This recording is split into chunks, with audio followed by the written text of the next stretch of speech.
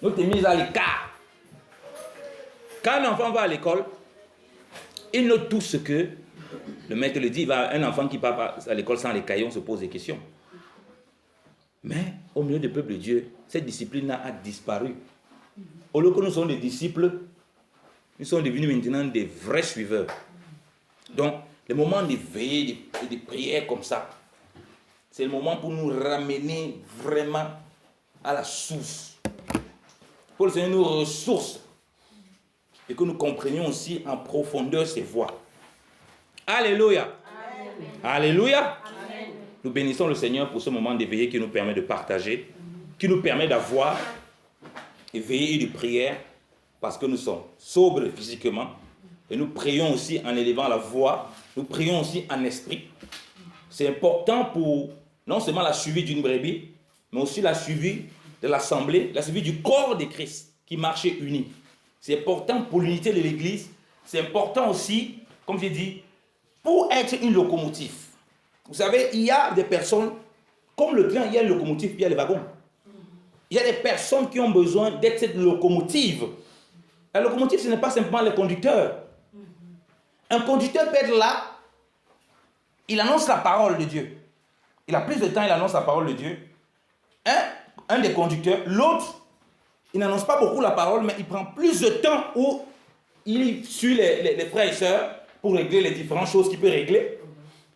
Un autre, qui est un simple frère dans l'assemblée, lui, il intercède beaucoup, il est beaucoup dans la prière. Donc ce soir, quand nous veillons, nous prions, nous sommes cette locomotive-là, de l'assemblée, déjà, des balles et de l'église de Christ. C'est pourquoi nous ne prions pas simplement pour l'assemblée, le groupe que nous sommes.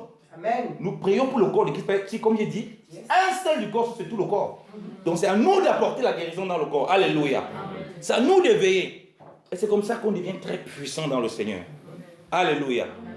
C'est pourquoi j'ai dit qu'il est important qu'on comprenne les veillées et les prières. On comprenne surtout aussi que lorsqu'on rentre dans un instant de veillée et de prière comme ça, on intercède à fond, il y a des combats qui vont venir. Le premier combat, ce n'est pas les démons qui vont venir nous attaquer, tout ça, non. Le premier combat, c'est que l'ennemi va vouloir qu'on arrête ça. Alléluia. Amen. Le premier combat, vous allez voir qu'on a disposé un temps pour se trouver là. Des situations vont commencer à arriver pour que ces gens ne prennent plus. Même ton mari à la maison devient bizarre, il ne veut plus finir. Tu lui demandes que tu ailles aller. Tu ne comprends pas. Pourquoi il dit non, je ne veux pas. Donc, il y aura des combats.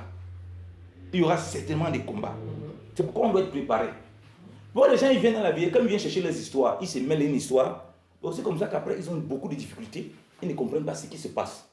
Donc, ici, là, quand nous venons dans les veillées et les prières, quand nous sommes là, nous sommes cette locomotive, ben, s'il faut freiner le train, c'est avec la locomotive qu'on freine le train. On ne freine pas le train avec les wagons. Donc, ça veut dire que c'est nous qui devons être attaqués par toutes sortes d'attaques. En commençant par chercher à ce que nous, on casse cela. Parce qu'on aura compris le but. En tout cas, les vertus, les différentes vertus que le Seigneur nous a montrées par rapport à la veillée et la prière. Première chose par rapport à la veillée et la prière, qu'on va regarder, que le Seigneur nous donne. Si nous lisons Matthieu 26, on connaît bien ces choses. Il connaissait, il a passé le temps à annoncer à ses disciples que lui, il va mourir. Le Fils de l'homme va mourir 3 jours, il s'est fouetté, machin, il est gentil, après le 3e jour, il va ressusciter. Il passait le temps à le dire. Mais avant que ça n'arrive, il y a quelque chose qui va se passer avec les disciples qui est pour notre instruction. Il dit Matthieu 26, et on va le lire tout gentiment.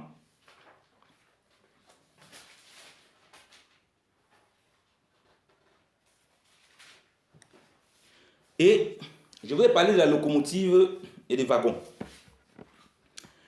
Si nous lisons Matthieu 26, à partir du verset 36, alors Jésus s'en vint avec eux à un lieu appelé Gethsémane. Matthieu 26, à partir du verset 36. Et il dit à ses disciples, asseyez-vous ici, jusqu'à ce que j'ai prié dans le lieu où je vais. Et il prit avec lui Pierre et les 2 fils de Zébédée, et il commença à être attristé et fort angoissé. Donc il a pris quelques autres disciples, il a dit, voici où vous restez. D'autres, il a avancé avec eux. C'est cela que j'appelle la locomotive, qui est censée tirer les autres, qui est censée montrer soutenir les autres, les donner les inculquer la force nécessaire pour aller de l'avant. Alléluia. Donc les tirer devant le Seigneur. Mais ils vont faillir à leur mission. On continue à lire la parole. Et il prit avec lui Pierre et les deux fils de Zébédée et il commençait à être attristé et fort angoissé. Alors il a dit, mon âme est de toutes sortes, et mon âme est de tout part saisie de tristesse jusqu'à la mort. Demeurez ici et veillez avec moi. Donc il les explique une situation.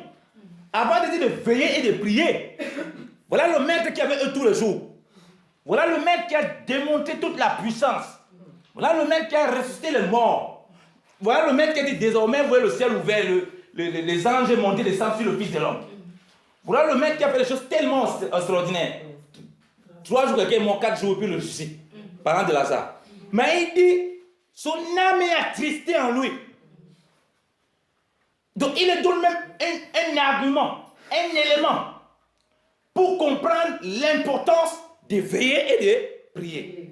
La première réaction que les disciples devaient avoir, mais comment le maître peut dire que son âme est attristée? C'est lui qui nous a dit qu'il est le chemin, la vérité et la vie. Comment la vérité peut être attristée? Comment la vie peut être attristée? Comment la vie peut être angoissée? Donc ils ont un élément important pour saisir les souffrances du maître et de veiller avec lui. Alléluia. C'est pourquoi dire que quand on vient à l'assemblée, quand le Seigneur nous appelle à prier, c'est pour les rendre participants avec lui. Et ses souffrances. Et on comprend plus tard. Ça c'est pour notre instruction parce que maintenant on a le Saint-Esprit. Pour qu'on comprenne et on rentre dans cette communion avec le Seigneur. C'est-à-dire, ça veut dire qu'il ne ressentait pas la tristesse du Seigneur. Il ne ressentait pas son angoisse. Pierre venait de dire non Seigneur, moi je ne vais jamais t'abandonner. Il ne comprend pas que c'est l'abandon qui a commencé là. Puisqu'il n'était pas capable, comme on va le dire plus tard, de veiller avec lui pendant 1 heure. C'est lui qui dit non, il ne peut pas t'abandonner. Mais tu m'as abandonné. Donc les autres faits qui vont arriver là, ce n'est que la conséquence de son abandon que tu as déjà manifesté depuis. Alléluia. Le Seigneur va nous faire du bien. Comme j'ai dit, c'est pourquoi j'ai dit que quand on prie comme ça, qu'on a compris l'unité, de veiller, bien dans le Seigneur, on fait participant avec Christ. Pour que Christ, nous, au travers de nous, il déverse sa bénédiction. Il déverse son pouvoir dans l'église. Qui fortifie les frères, qui relève les frères, qui donne comment on dit ça en français? Qui donne le déclenchement aux autres. Hein? Il donne le réveil aux autres. Parce que les gens disent réveil, réveil. Un réveil, il n'y a pas la prière. Il dit veiller. Si on dit veiller, ça veut dire que c'est comme si on dit empêcher de dormir. En fait, tu es dans le réveil, vraiment quelqu'un qui veille. Amen. Le réveil, ce n'est pas courir, aller dans les soi-disant ministères de délivrance, soi-disant nouvelles doctrines tous les jours, évangile de sainteté. J'ai même entendu qu'il y a même un autre évangile, on appelle évangile de sainteté. J'avais pas encore entendu celui-là.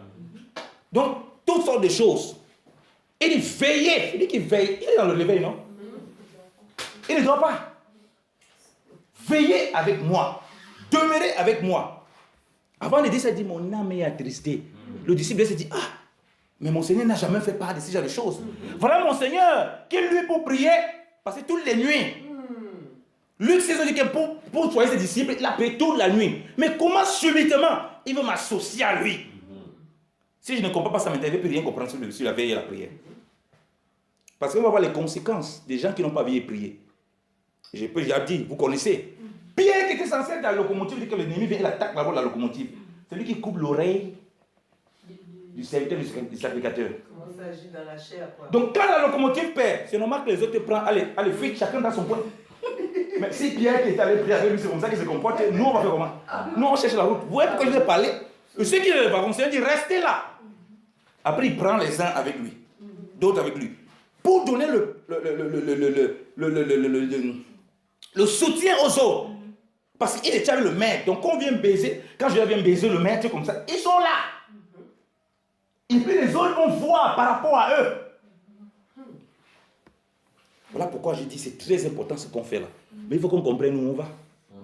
Il faut qu'on comprenne que c'est important d'être uni avec le Seigneur. Pour comprendre son angoisse. Pour comprendre sa tristesse. Pour comprendre ses peines. Paul dit que les restes de souffrance de Christ, je l'achève à mon corps. Il avait compris, il faisait une même plante avec Christ. Quand on dit, on veut la statue parfaite de Christ, on veut l'unité en Christ, mais on n'est pas capable de veiller. On ne ressent pas la tristesse du Seigneur. On ne ressent pas le fardeau du Seigneur. On ne ressent pas la croix. On dit, on se charge de la croix, mais on ne ressent rien. C'est les mêmes choses que le Seigneur a ressenti, il y a un problème. On n'a pas le fardeau du salut. Donc, ça, on s'en fout, les gens peuvent perdre, ce n'est pas notre problème. Voilà pourquoi j'ai des gens qui viennent, ils veillent pour prier. Ils pensent à tourner autour de leurs problèmes. Il est dans son coin là, c'est que le pasteur dit là-dedans, ce n'est pas son problème. Hein. Lui, il a ses prières qu'il a engagées dans sa tête là. Après, il finit chez lui. Quand quelqu'un il veille, il prie. Il tourne en rond comme ça au désert. Donc, le Seigneur voulait faire rentrer dans son intimité. Et là, on a le détail de ses prières. L'angoisse qu'il y a par rapport à la croix. La croix qu'on doit porter, nous, en tant qu'enfants de Dieu. L'angoisse qu'il y a dedans. Les difficultés qu'il y a dedans. Vous voulez porter avec moi? Oui, vous allez porter. Il dit oui, oui. Est-ce que vous pouvez être baptisé le baptême que vous avez baptisé? Oui, c'est vrai. Mais vous allez être baptisé de quelle façon? Comment vous allez considérer le baptême là? Comment est-ce que l'amertume là, vous allez vivre ça? Et ce baptême de la croix. Comment vous allez le traverser? Est-ce que vous allez le traverser de cette façon? En veillant et en priant pour être fortifiés les uns les autres. Parce que les anges qui viennent fortifier le Seigneur, il n'est que l'église. C'est une figure de l'église. Où nous sommes appelés à nous fortifier les uns les autres. Comme le Seigneur a fait rentrer, il est fait rentrer dans son église pour qu'il le fortifie. Et il ne faut pas le travail, c'est les anges qui viennent fortifier le Seigneur. Alors qu'ils sont censés être là pour amener ce soutien, pour récupérer ce qu'ils ont du Seigneur et donner la pulsion aux autres frères. Donner le réel aux autres frères pour les affermir, pour les rendre forts. Alléluia. Alléluia. Ah, le Seigneur va nous faire du bien ce soir. Le Seigneur, comme j'ai dit, je ne fais que répéter. J'ai dit ça. Venez avec moi. Mon âme est angoissée. Veillez avec moi. Parce que c'est que mon âme est angoissée là, ce n'est pas que pour moi, c'est pour tout. Alléluia. Donc, on commence à comprendre qu'on rentre dans ces veilles, qu'on rentre, on essaie de nous communiquer son angoisse. Ce n'est pas que pour nos frères, c'est pour les autres. Alléluia. Regardez ce qui se passe. La parole de Dieu déclare que l'autre, il était angoissé de ce qu'il voit les gens faire parmi les païens. Aujourd'hui, frère, vous voyez les chrétiens, ils voient les gens comment ils font les choses. C'est normal pour eux. Et non, c'est comme ça, tout ça, ce n'est pas normal. L'homme n'est pas angoissé. On dit l'autre le juste. Normalement, nous, on est angoissé. Parce que le Seigneur qui a le fardeau des âmes, qui s'est dépouillé, il avait cette angoisse à cause de la croix. Il faut sauver ces personnes. Il faut passer par la croix. Il ne va plus veiller avec le Seigneur. Un frère, je prenais le train, un frère. Il prend le train, pour lui c'est normal, il ne prend pas le ticket. Il est surpris que je suis scandalisé. J'ai dit, si tu ne prends pas le ticket, je ne voyage plus avec toi. On devait aller quelque part. Il ne prend pas de ticket. C'est normal pour lui. Il dit, mais c'est pas... J'ai dit, mais je ne comprends pas. Comment un enfant de Dieu peut être à l'aise dans ça? Frère, j'étais tellement mal. Il dit, ah frère, comment tu prends ça? Il dit, oui, je suis mal. Il frappe d'aveuglement le contrôleur. Je suis tellement mal de cette situation. Comment tu peux être à l'aise dans cela? Tu es à l'aise quand tu vois quelqu'un vole le train. Toi, tu es à l'aise. Non. Ça te met l'angoisse de voir qu'ils connaissent le Seigneur. De prier pour lui qui connaît le Seigneur pour ne plus faire ça. On parle ici de l'angoisse pas pour juger les autres, pas pour s'enorgueillir, mais pour comprendre les compassions du Seigneur. Pour comprendre la miséricorde qu'on doit accorder, qu'on doit recevoir du Seigneur pour accorder aux autres. Alléluia. Il dit, au verset 39, « Puis s'en allant un peu plus avant, il se prosterna le visage contre terre, priant et disant, « Mon Père, s'il est possible, fais que cette coupe passe loin de moi. Toutefois, non point comme je le veux, mais comme tu le veux. » Puis il vint à ses disciples et les trouvant dormants. Il dit à Pierre, « Est-il possible que vous n'ayez pu veiller 1 heure avec moi? » Alléluia. Voilà le Pierre qui a dit, bien avant, je vais lire la parole là. Il dit ceci, au verset 33. Et Pierre prenant la parole lui dit, quand même tous seraient scandalisés à cause de toi, je ne le serai jamais. Il dit, quand non, tous seraient scandalisés à cause de toi, tu serais nommé le scandale pour les gens, moi je ne serai jamais. Jamais. Il ne faut pas voir plus loin qu'un réunion le Seigneur, ça commence par là-bas. Là, c'est vraiment l'accomplissement. Voilà, on lui dit, Pierre, mon frère, tu n'as pas pu veiller, tu dis que tu ne seras pas scandalisé. Voilà déjà comment tu m'abandonnes. Tu n'es même pas capable de veiller de Pierre, moi, 1 heure. Donc, tu es dans le sommeil. Voilà Pierre, voilà le premier niveau, il commence à régner le Seigneur. Régner le Seigneur, ce n'est pas dire de sa bouche, il était venu. Non, il avait déjà commencé. Et on va voir que les fruits qu'il va porter, ce ne serait pas ceux du Seigneur. Quand l'épreuve va arriver, c'est où on parle maintenant des épreuves, c'est où on voit les épreuves, qu'on parle des épreuves là. Si on n'y veille pas, on prie. Pourquoi les disciples étaient tant scandalisés? Petite révélation que vous connaissez tous. Chaque fois qu'il y avait une épreuve devant le Seigneur, quand le Seigneur n'est pas toujours homme de petite foi, homme de peu de foi, il n'examinait pas et il ne copiait pas la vie des prières du Seigneur. Pourquoi devant l'épreuve, le Seigneur était calme? Parce que le Seigneur, avant de faire quoi que ce soit, il est déjà préparé. Donc, il n'est pas influencé par les circonstances. Parce qu'il est armé. Quand ils n'ont pas en guerre, il a le fusil chargé. Il a peur de l'ennemi. Il sait que l'ennemi sort, il va la battre. Mais quand tu pars, tu ne sais même pas si tu as l'arme. J'ai mis mon arme où? Est-ce qu'il y a même le bas dedans? Tu es distrait. Les disciples étaient dans ça, dans l'euphorie. Comme nous on avait le maître, on a toute la puissance. Si le maître n'est pas endormi, c'est dangereux. Qu'est-ce qui va se passer ici? Donc, les événements les surprenaient. Le maître les fait rentrer dans son intimité maintenant. Il doit vous surprendre de cette façon où on n'est plus armé. C'est quand les gens vont nous surprendre comme ça, on marche là et tout. Il nous prévient dans la foi et tout. On s'attend à lui. Mais quand on est rempli à l'avance, quand la chose vient, on a les armes du Seigneur pour surmonter la chose. Alléluia. Amen. Donc voilà Pierre qui dit que non, il va pas se scandaliser, il ne va pas l'abandonner. Non. Là, il a commencé à abandonner. Il n'a pas été capable de prier 1 heure. Quelque chose que le Seigneur lui a demandé. La seule fois où ton maître demande que mon frère, viens prier avec moi, viens quand même. Parfois, je me mets seul dans mon coin. Il n'y a plus d'amis. Tu te dis, ça c'est quel privilège. Quelle merveille. Il avait voulu faire 3 tentes, non? Seigneur, voilà, Élie, machin. Faisons les tentes, restons toi et moi ici avec eux. Maintenant, Seigneur, donne-nous la possibilité. On va pas faire les tentes. On va prier ensemble. Mais toi, tu es dans le sommeil. Comment tu vas pouvoir aider les autres? Là, si la locomotive perd les pédales, le train va partir, il va s'écraser. Il n'y a plus de frein, il n'y a plus rien. Alléluia. Amen. Donc, 1 heure, c'est seulement demander 1 heure. On commence à 1 heure, et puis on commence à les 2 heures, 3 heures, 4 heures, 5 heures. Dans la veille. Alléluia. Amen. Alors il dit, verset 41, veillez et priez que vous n'entriez point en tentation, car l'esprit est prompt, mais la chair est faible. Alléluia. Amen. Vous voyez qu'avant de dire ça, on a suivi un peu comment c'est passé. Il a dit, certains disent, restez ici. D'autres, venez avec moi. Avec cela, il dit, non, venez, on rentre dans une certaine intimité. Je suis angoissé. Venez prier, demeurez avec moi et veillez avec moi. Ils reviennent, ils sont endormis. Mais vous n'avez pas pu faire 1 heure. D'autres n'étaient pas capables. Le sommeil était accablé, le sommeil. Ils dormaient.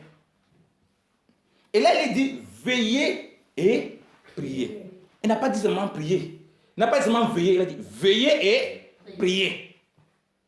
Donc, on comprend que les tentations vont venir, les difficultés vont venir. Pour que la foi soit ferme, il faut qu'on soit dans ces éléments. Veillez et priez. C'est là où la chair perd sa place et que l'esprit règne lorsque la difficulté vient. Alléluia. Veillez et priez. Donc, ce n'est pas un hasard si nous sommes réunis ici. Il ne faut pas croire que c'est quelque chose de négligeable. Parce que comme les disciples ne savaient pas ce qui devait se passer plus tard. Il les prévient, les voilà qui sont en train de chuter, qui sont dans le sommeil, ils ne sont pas capables d'être des véritables locomotives.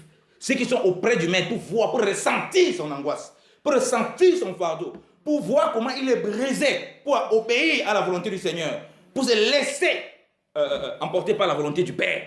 Comment nous devons vivre ce brisement dans la prière.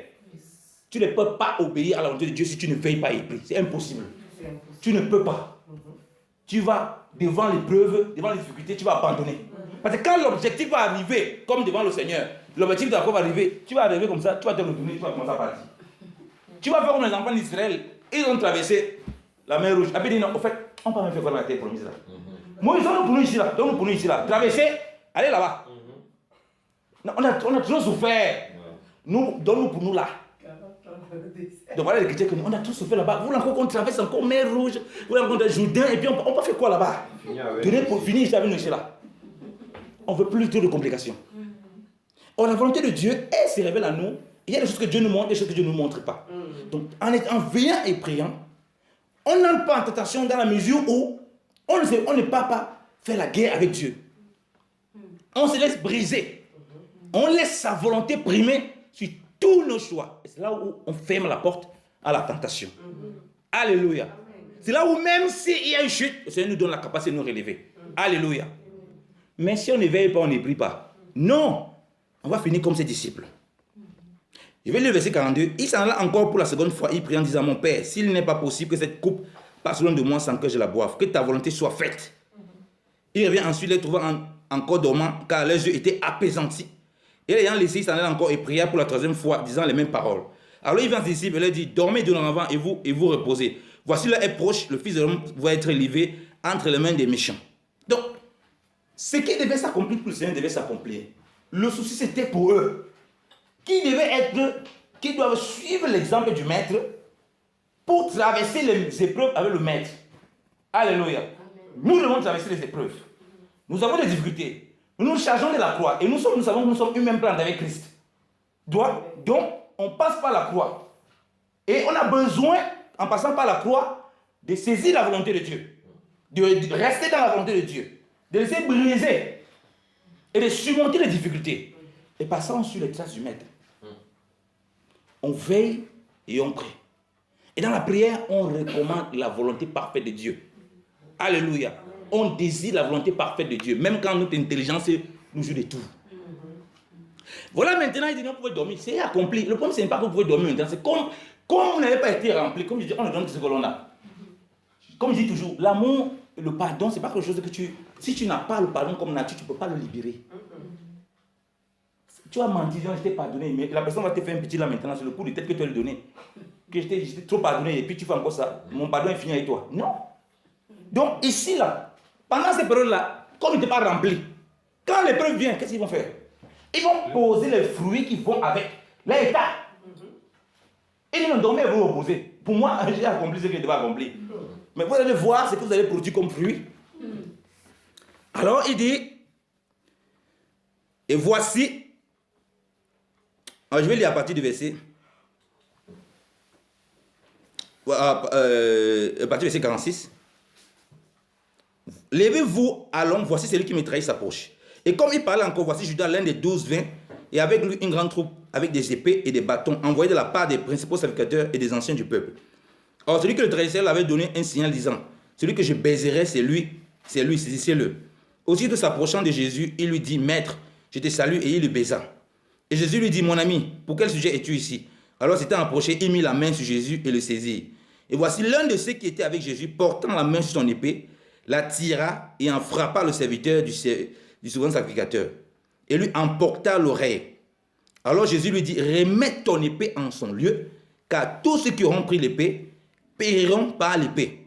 Alléluia. Amen. Vous voyez déjà que voilà quelqu'un, puisqu'il n'est pas capable de manifester, qu'il ne connaît pas la volonté de Dieu, puisqu'il n'a pas prié. Il n'a pas besoin de dormir. Il est les yeux apaisantis. Il ne comprend pas le mystère de Dieu. Il commence à comprendre comment quelqu'un qui est sous la loi, et donc quelqu'un qui est maudit. Quand la volonté de Dieu s'accomplit, il peut s'opposer à la volonté de Dieu. Il commence à produire les œuvres de la chair. Il veut défendre son maître physiquement. Alors que le combat est un combat spirituel. Quand on a voulu le ramener dans le règne spirituel, il a refusé. Et devant l'épreuve, puisqu'il n'est pas rempli, il va donner que ce qu'il a. Ce qu'il a, c'est l'épée est coupée, c'est égorgé. Donc, il ne peut pas produire les fruits de l'esprit. Donc, cette étape qu'il devait traverser, une étape obligatoire que nous traversons. Les premières personnes qui nous font vivre la croix de Christ, c'est nos familles lorsqu'on a cru. Tu es pris pour un fou, tu es pris pour un malade. C'est pourquoi lorsque vous remarquez que lorsqu'on a cru au Seigneur, on aime beaucoup la prière. On ne se rend pas compte. Et c'est en ce moment qu'il nous fortifie beaucoup. Du coup, on traverse facilement ces choses.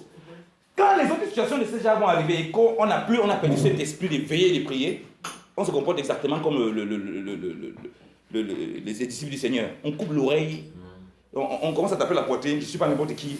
On commence à brandir nos œuvres. Parce qu'il n'y a plus de vie de veiller et de prière. On ne rentre plus dans la volonté du Seigneur. On ne cherche plus à saisir sa volonté.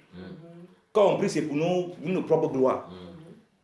Donc, on comprend les endroits du Seigneur lorsqu'on rentre dans ça. On comprend les besoins. Les endroits du Seigneur s'appellent très vastes. Bon, il y a le sens de la croix, comme j'ai dit. Mais surtout, les besoins du peuple. Qu'est-ce que le peuple a besoin? Moïse allait, il priait, il demandait à Dieu. Dieu lui montrait ce que le peuple a besoin. Dieu lui donnait des directives. Qu'est-ce que les frères ont besoin? On ressent les problèmes des frères. Dieu se révèle à nous. Dieu nous fortifie. Il nous permet d'avancer. Et au travers de nous, il fortifie sur les autres. Alléluia. Lorsque les preuves vont arriver, les frères vont être arrêtés. Les serviteurs de Dieu vont être arrêtés, vont être massacrés. Les gens vont vouloir, en voulant la vie de papa Jean-Marie. Alors que nous, on cherche à couper l'oreille, on va plutôt rester dans la prière. Alléluia. Amen. Prenons ce dernier exemple et puis on va prier. Acte 12. On va comprendre ça. Acte 12.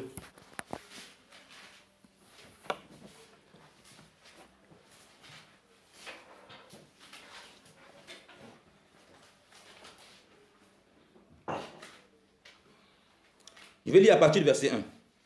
Acte chapitre 12. En ce même temps, le roi Hérode s'est mis à maltraiter quelques-uns de ceux de l'église et fit mourir par l'épée Jacques, frère de Jean. Et voyant que cela était agréable aux Juifs, il continua en faisant prendre aussi Pierre. Or, c'était les jours des pains sans levain. Et quand il l'eut fait prendre, il le mit en prison. Et le donna à garder à 4 bandes de 4 soldats chacune, le voulant produire au supplice devant le peuple après la fête de Pâques. Ainsi, Pierre était gardé dans la prison. Mais l'église faisait sans cesse des prières à Dieu pour lui. Alléluia. Amen. Alléluia. Amen. Voilà un roi païen qui sème la terreur au milieu de l'église, qui tue les serviteurs de Dieu, qui les exhorte publiquement, qui les égouille. S'il a pu faire ça pour le premier, il est capable de le faire pour le deuxième. Mais regardez la réaction de l'église, bien dans le Seigneur. Mais est-ce qu'ils n'ont pas prié lorsqu'on voulait zigouiller Jacques? Ils ont certainement prié. Parce que s'ils sont capables de le faire pour Pierre, ils l'ont fait certainement pour Jacques. Donc, l'église était toujours dans la prière. Il y a une mention qui est ici importante. Sans cesse à Dieu pour lui. Alléluia. On n'a pas dit une partie de l'église. On dit l'église. L'assemblée des saints. Amen. C'est pourquoi j'ai dit que quand on prie ici, on ne prie pas seulement pour nous, bien aimés dans le Seigneur. Nos frères qui sont dans des contrées difficiles, qui sont en train de vivre comme Pierre là, on ne connaît pas la puissance de nos prières. Et on ne se relâche pas parce qu'on sait que non, on a tué Jacques. Donc ça veut dire que peut-être aussi tuer Pierre là. Donc ça, on va prier même pourquoi? On va le zigouiller. Non! Parce qu'on a compris les vertus de la prière. On ne tombe pas en tentation. On résiste à l'ennemi dans la prière. On prie sans cesse pour les serviteurs de Dieu. On prie sans cesse pour l'église. On veille pour nos bien-aimés dans le Seigneur. Alléluia. Je vais continuer à lire la parole. Ainsi, Pierre était gardé dans la prison, mais l'église faisait sans cesse des prières à Dieu pour lui.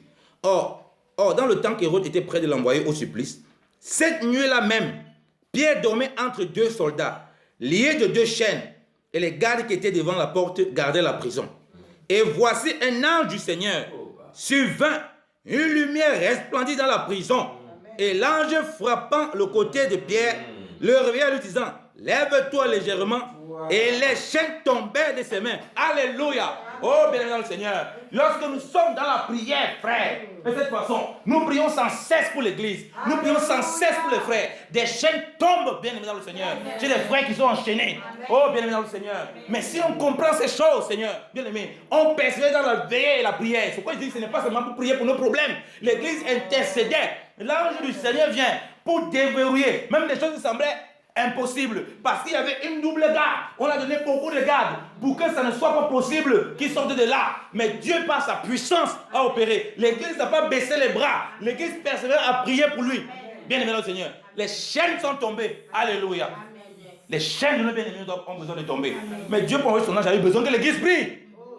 Et ils n'ont pas dit non. Comme Jacques, il est mort quand même qu'on a prié, il faut qu'on arrête de prier pour celui-là. L'église priait sans cesse. Ça veut dire qu'il veillait. Alléluia. Il veillait.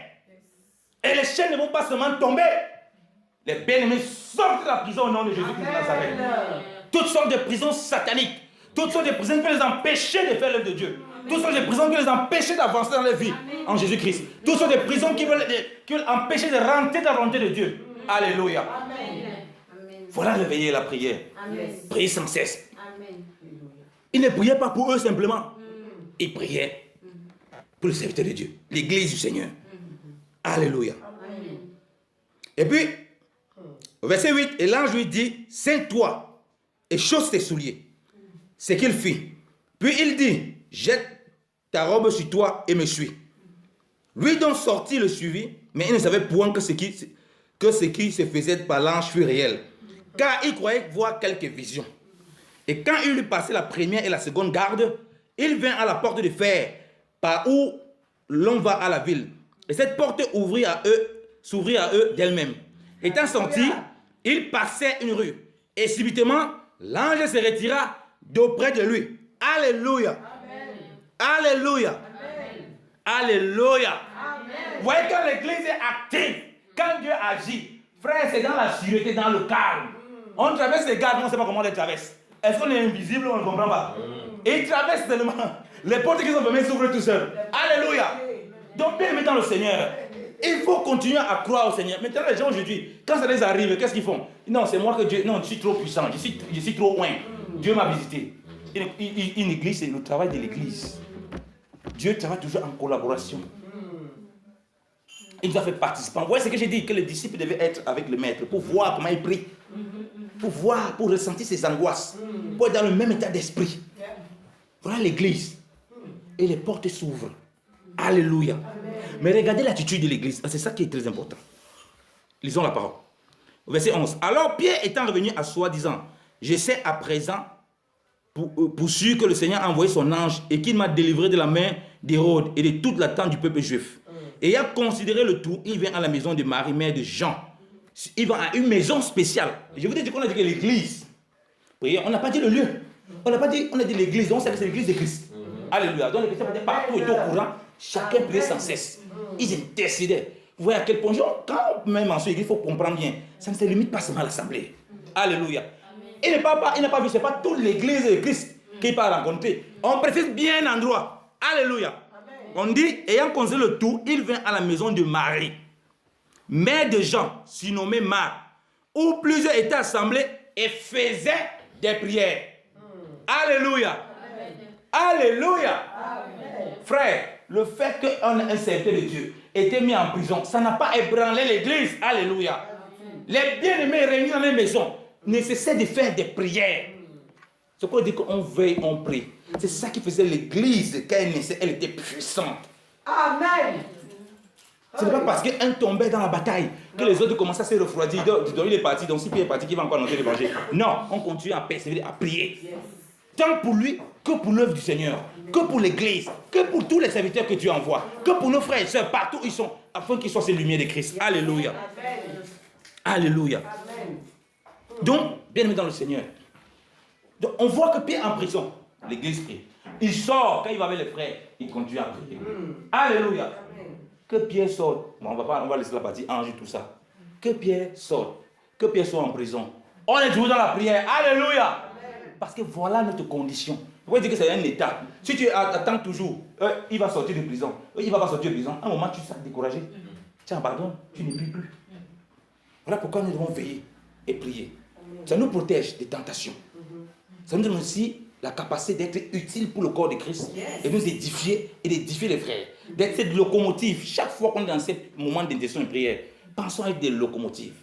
Pensons à être de ceux-là qui tirent les frères. De ceux-là qui portent le fardeau des autres. C'est aussi comme ça que, en portant les uns les autres, frères, on se réchauffe. Alléluia, pendant l'hiver. Alléluia. Donc si moi j'ai froid, j'étais en train de porter, ça va faire chaud. Et si toi aussi tu as froid, tu me portes. Donc, finalement, il n'y a plus de froid. Alléluia. Il y a la chaleur du Saint-Esprit qui nous donne la force d'avancer. Que le Seigneur soit abondamment béni. On va prier, bien aimé dans le Seigneur. Alléluia.